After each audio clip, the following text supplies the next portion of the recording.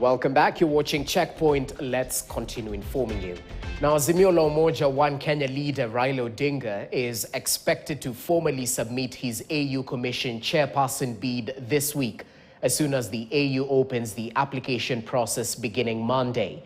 The former premier is expected to, among other things, submit his manifesto, profile, and CV to back his candidature.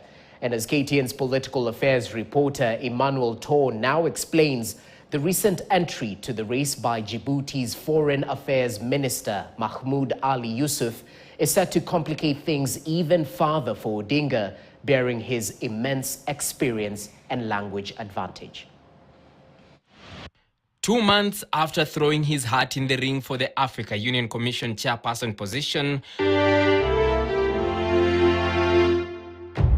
Azimio leader Raila Odinga is now expected to submit his official bid for the job as his campaign team dots the I's and crosses the T's on his documents that are expected to accompany his formal request.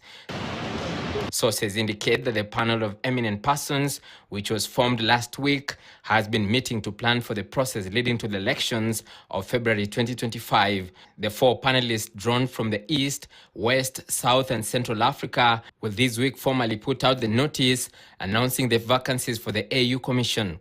Reports indicate the North could not agree on a member to sit in the panel. People who have held the position of head of government, either at the prime minister level or at the presidential level, will be able to knock at the door of incumbent prime ministers and presidents without much ado.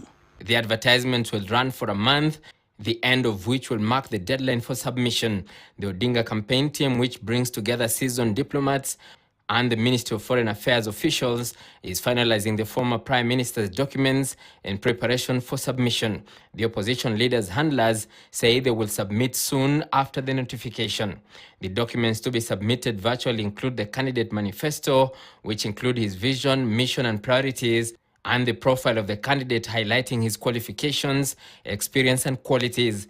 A CV will also be submitted. My dear brother, I thank you most sincerely for accepting to support Kenya's candidature for the position of the chairperson of the Africa Union Commission 2025-2028. I have served the AU in the capacity as infrastructure high representative. That position gave me a good advantage to be able to learn about each and every African continent, country. Some of the requirements for the job include 20 years experience in a relevant profession, a master's degree in law, international relations, economics, diplomacy, management, business administration, political science, social sciences, or closely related fields, among others. I now give the floor to His Excellency Mahmoud Ali Yusuf. The AUC race has already attracted 3 contenders, with Djibouti officially confirming it was fronting its foreign minister, Mahmoud Ali Yusuf, for the post, joining Somalia's ex-foreign affairs minister, Fauzia Adam, in the race. Rahim, Excellence, Monsieur le Président.